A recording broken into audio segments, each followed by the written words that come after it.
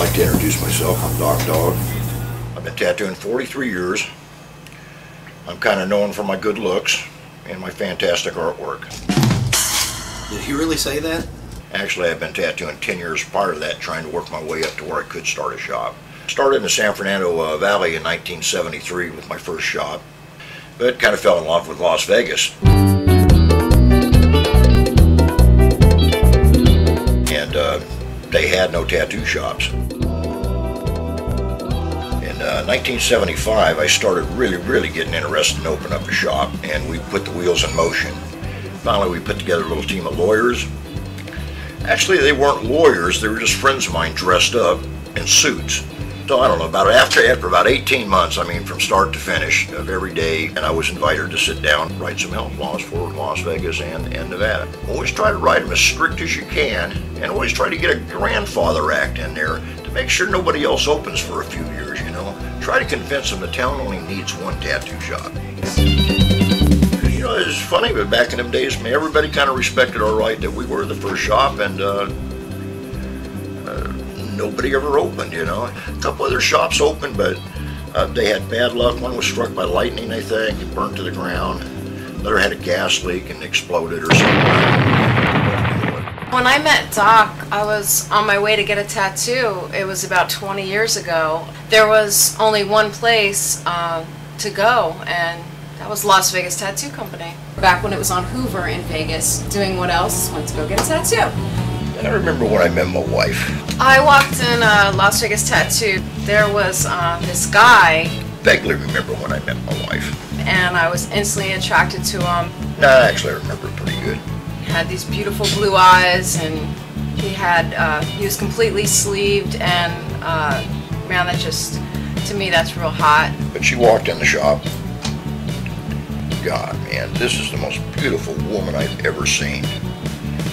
So I asked her if she had a boyfriend, and I said, yeah, I've got a boyfriend. I think I told her to dump him. And I did. Yeah, she dumped him, man. She sure did. You know, today the guy is a very famous man and a multi-millionaire. My boyfriend at the time was Richie Sambora, beautiful man, awesome musician, and guitarist for Bon Jovi. So, yeah, I don't know if she did good or bad, but she's still with me. Hey, Richie.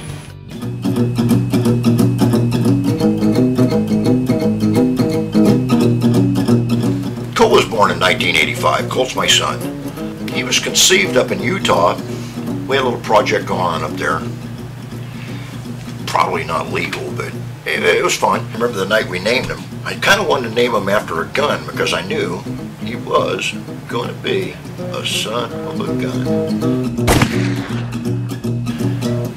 We came up with Winchester, and my wife didn't like that. And then we came up with Remington.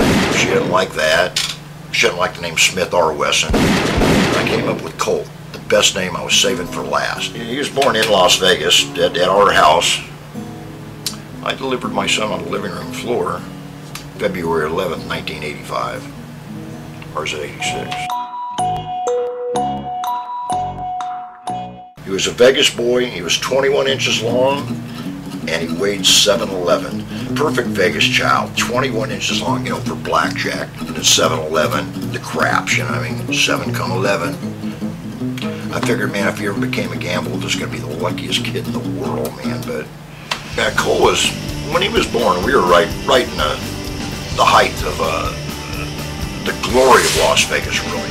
Colt got his first tattoo when he was 5. I've pretty much been begging for a tattoo ever since I could talk, you know. I mean, been dying for my dad to give me a tattoo, you know, ever since, you know. Little teeny tiny star on his arm, just so in case anything ever happened, we'd be able to identify him.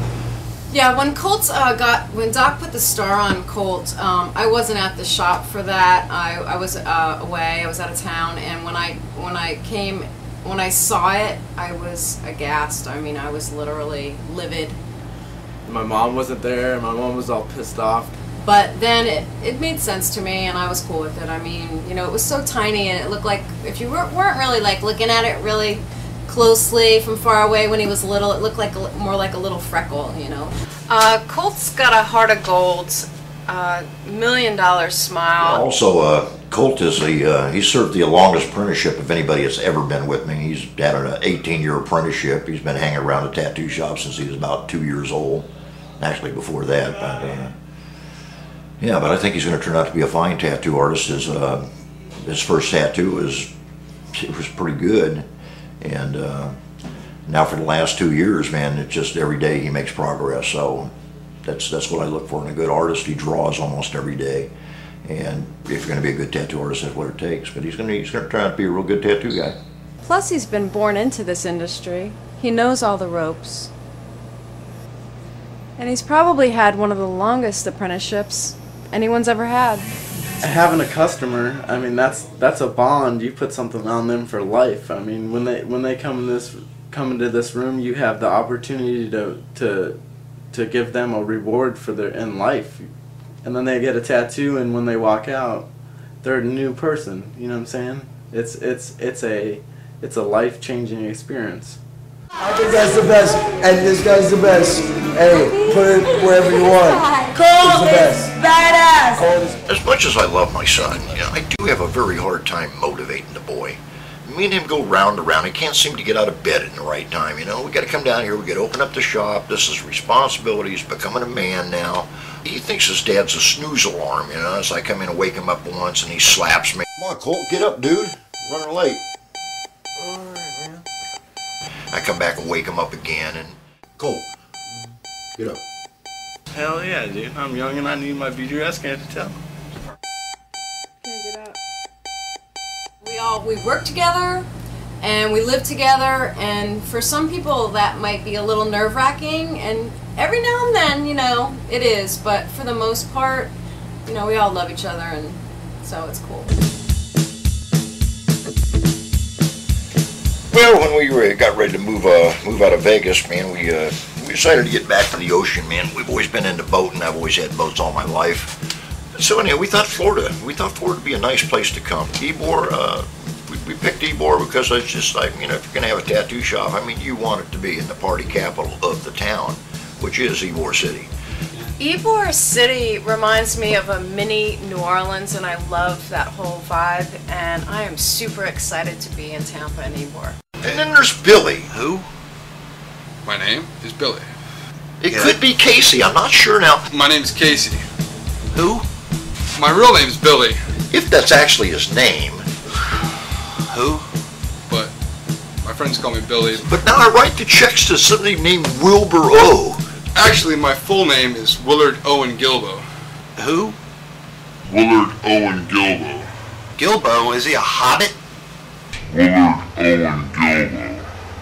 I'd owned the shop for 3 days. I didn't even know he was on the crew. I says, hey, what's your name? And he goes, I'm Billy. And I says, oh yeah, I met you a couple days. I said, what do you hang around here for so much for? And he goes, well, I work for you, Doc. Casey is a really good guy, although I have to admit, Doc's gotten on him a few times about some things. I thought he was a damn welder that hung around the shop. He had his hair all sticking out, tried to look hip, but he wasn't hip. And, he's all bikered back and got his Levi's on, ain't been washed in a month, holes all in him and stuff. His testicles hanging out the little hole in his pants. What do we do? We got a welding shop out back? What do you do here? Everything that I didn't want in my shop, So we kind of got an ultimatum of, hey, Billy, I'm going to have my old lady take you shopping. Well, first we started with my appearance, and that led into getting a new pair of shoes and got some nice clothes. We cut the boy's hair. We made him brush his teeth several times, all at one application. And he just jumped right into this program. He started buying himself new clothes. Billy made a turnaround. Cut my hair off. Actually, I was very reluctant to cut my hair off, so he actually bought my hair right off my head. He gave me $100 to cut my hair off. So Casey's just been misdirected for most of his career in tattooing. Well, I've been tattooing about 13 years, but I think I've been doing it wrong most of that time. Now the point is, he tries, and he made such a great turnaround. Doc has kind of straightened me out as far as, the proper way to do a tattoo.